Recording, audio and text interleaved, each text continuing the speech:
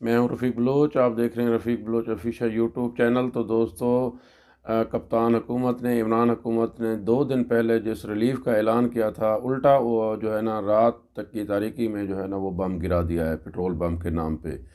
اب انتہا یہ ہے، ظلم کی انتہا یہ ہے کہ پہلے ہر مہینے کے بعد جو ہے نا وہ پٹرولیم قیمتیں جو ہے نا وہ تبدیل ہوتی تھیں، یا اضافہ ہوتا جاتا تھا یا کم ہوتا تھا۔ پھر ہوا یہ کہ 15 دن کے بعد جو ہے نا اس کے اندر تبدیلی جو ہے نا وہ لاتے تھے۔ اب اس عمران حکومت نے جیسے آئے روز نئے کارنامے انجام دے رہے ہیں، اور غریب عوام کی تکلیف کو کم کرنے کے بجائے اس میں اضافے کے لیے جب بھی جہاں بھی جیسے بھی موقع ملتا ہے، وہ دن ہو یا رات ہو، تو وہ اس سے پیچھے نہیں ہٹتے۔ اب ظلم کی انتہا یہ ہے کہ رات کی تاریکی میں جب لوگ سوئے ہیں 5 تاریخ کو، تو صبح جب اٹھے ہیں تو جو ہے نا پٹرولیم کی قیمتیں جو ہے نا وہ بڑھ چکی تھیں۔ اب پٹرول جو پہلے 137 روپے 19 پیسے کا تھا، اب اس میں جو ہے نا وہ 8 روپے 3 پیسے اضافہ کر کے 145 روپے 82 پیسے جو ہے نا وہ کر دیا گیا ہے۔ اسی طرح ڈیزل جو ہے نا وہ 134 روپے 48 پیسے کا پہلے تھا، اس میں 8 روپے 14 پیسے اضافہ کر کے 142 روپے 62 پیسے جو ہے نا وہ کر دیا گیا ہے۔ مٹی کا تیل جو غریب آدمی استعمال کرتا ہے، جو چولہا جلانے کے لیے استعمال کرتا ہے، اس میں بھی جو ہے نا انہوں نے اضافہ کر دیا ہے۔ 110 روپے جو ہے نا وہ اس کا 110 روپے 6 پیسہ جو تھا، 0.6 پیسہ، اس میں اضافہ کر کے جو ہے نا 116 روپے 53 پیسے جو ہے نا اس کا فی لیٹر جو ہے نا اس کا اضافہ کر دیا ہے۔ اس میں بھی 6 روپے 27 پیسے کا اضافہ ہوا ہے۔ اسی طرح لائٹ ڈیزل کی قیمت میں بھی انہوں نے جو ہے نا 5 روپے 72 پیسے کا اضافہ کیا ہے۔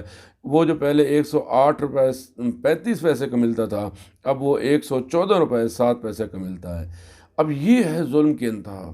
یعنی اگر اضافہ کرنا تھا تو یکم کو کر دیتے، یکم کو اگر عوام کو ریلیف کا انہوں نے سنایا ہے مزدا، تو بہتر یہی تھا کہ آپ جو 15 دن کے بعد اضافہ کرتے، لیکن انہوں نے انتہا کر دی، اس میں اضافہ کر دیا۔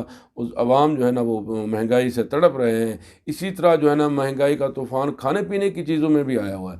اب چینی جو ہے نا 145 سے 50 روپے کلو تک پہنچ گئی ہے۔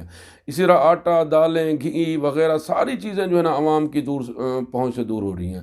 عوام کا جینا مشکل ہو گیا ہے۔ اب پٹرول کی قیمتیں جو بڑھی ہیں، اس کا اثر تمام چیزوں پہ پڑے گا، اور مزید جو ہے نا وہ ساری چیزیں بڑھ جائیں گی۔ تو ایک دفعہ میں پڑھ رہا تھا، تو ایک جو اقتصادی معیشت دان نے لکھا کہ ہماری جو چینی ہے ہمارے ملک میں، اس کی سالانہ کھپت جو ہے وہ 6 ارب کلو ہے۔ 6 ارب کلو، یعنی اس سال اگر اضافہ جو ہے نا جو 1 کلو میں کیا گیا ہے وہ 65 روپے ہے۔ اب اندازہ لگائیں، اگر سالانہ جیسے میں نے بتایا کہ کھپت 6 ارب روپے ہے، تو 6 ارب کلو ہے، تو اگر اس کو 65 روپے سے جو ہے نا آپ ملٹیپلائی کریں، تو یہ جو ناجائز منافع ہے وہ 390 ارب روپے بنتا ہے، جو عوام کی جیبوں سے، غریب کی جیبوں سے نکالا گیا ہے، ان کا خون نچوڑا گیا ہے۔